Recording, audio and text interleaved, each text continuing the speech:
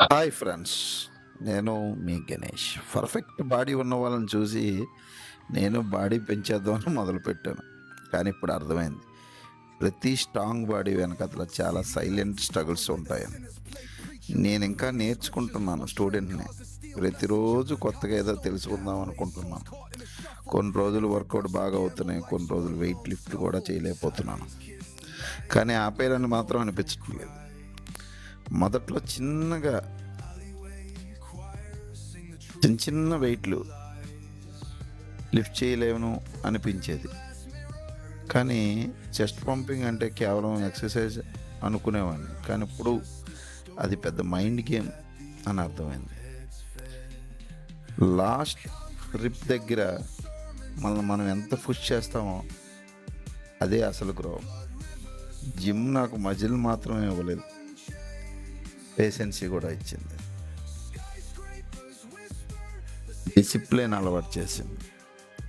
అందుకే ప్రతి డంబులు జాగ్రత్తగా చేయాలి, ఫాస్ట్గా చేయకూడదు అనేది నేను ఇక్కడే నేర్చుకున్నాను. ఇంకా నా జర్నీ స్టార్ట్ మాత్రమే. ఇంకా చాలా చేయాల్సింది చాలా ఉంది. కానీ ఒక్క విషయం మాత్రం ఫిక్స్: కష్టపడిపోతే మార్పు అనేది ఖచ్చితంగా వస్తుంది. అది స్లో అయినా పర్వాలేదు, స్టార్టింగ్ చిన్నదైనా పర్వాలేదు, కానీ ఆగిపోవద్దు. ఆగిపోవడం వల్ల ఏమవుతుందంటే మీలో కాన్ఫిడెన్స్ తగ్గిపోతుంది. మీరు ఎంజాయ్ చేయండి. పెయిన్ని ఎక్కువ వెయిట్లే చేయండి, ఎంజాయ్ చేయండి. ప్రతిరోజు మీరు ఒక ట్రైనర్గా లేకపోతే ఎదుటివాడికి చెప్పుదాం అనే ఆలోచన మానేసి నేర్చుకుందాం ఏదో ఒకటి అనే వెళ్ళండి.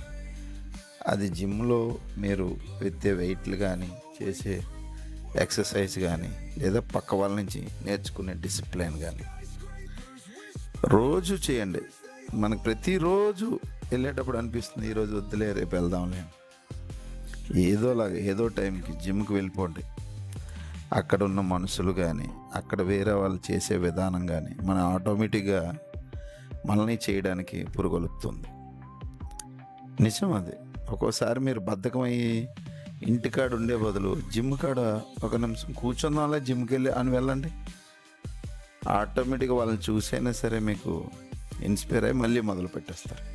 సో నేను చెప్పేది ఏంటంటే స్లోగా చెయ్యండి, ప్రతిదీ నేర్చుకోండి. మీ మధ్యలోకి పడుతుందో లేదో అనేది ముందు నేర్చుకోండి.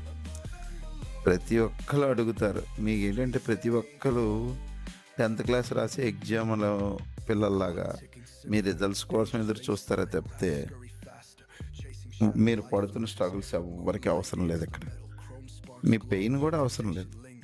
ఎందుకు అవసరం? మీకోసం మీరు చేసుకుంటారు, ఎదుటివాడి కోసం చేస్తున్నారా? లేదు కదా. మన ఆరోగ్యం కోసం మనం చేసుకోవాలి. ఎదుటివాడిని దృష్టిలో పెట్టుకొని మీరు చేయొద్దు. మీరు ఆరోగ్యంగా ఉండాలి అనేదే చెయ్యండి. ఆటోమేటిక్గా బాడీలో షేప్ మారిపోతుంది, మీరు ఆరోగ్యంగా కూడా ఉంటారు. నా ఒంట్లో కొవ్వు పెరిగిపోయింది, అది నేను తగ్గించుకోవాలి అని మీరు మొదలు పెడితే ఆటోమేటిక్గా మీ బాడీ షేప్ వచ్చేస్తుంది, మీ హ్యాండ్స్ మారిపోతాయి, మీ ట్రైసెప్ బైసెప్లు అన్నీ కూడా లుక్ వస్తుంది అన్నమాట. మీరు ముందు ప్రాక్టీస్ చేయండి. ప్రాక్టీస్ చేయకుండా ఇలా చెప్పడం, ఇప్పుడు నేను చెప్తాను ప్రాక్టీస్ చేయకుండా. నేను ఎందుకు ఈ వీడియోలు పెడుతున్నానంటే నేను నేర్చుకుంటున్నాను, అది ఏం నేర్చుకుంటున్నానో అనేది మీకు చూపెడుతున్నాను అంతే. చేసే ఎక్సర్సైజులు 5, 6 ఉంటాయి, కానీ ఏంటంటే మన బాడీలో చేంజ్ వచ్చే విధానం బట్టే చెప్తున్నాం అన్నమాట. ఇక్కడ మనం చేసేది ఎక్సర్సైజులు ఏం మారవు, మనలో కాన్ఫిడెన్సే మారిపోతుంది. ఈ రోజు ఏంటంటే ప్రతిసారి మనకు పరీక్షే. ఒకరోజు పంప్ అయిపోయినట్టు, పొట్ట ఉబ్బిపోయినట్టు రకరకాలుగా ఉంటుంది. అయినా ఓపిక పట్టు చేయండి, సక్సెస్ చేస్తారు. కంపల్సరీ మీరు అందరూ చేస్తారు, సాధిస్తారు. అందరూ చేస్తారు, మనం కూడా అందులో ఉందాం. Okay friends, enjoy.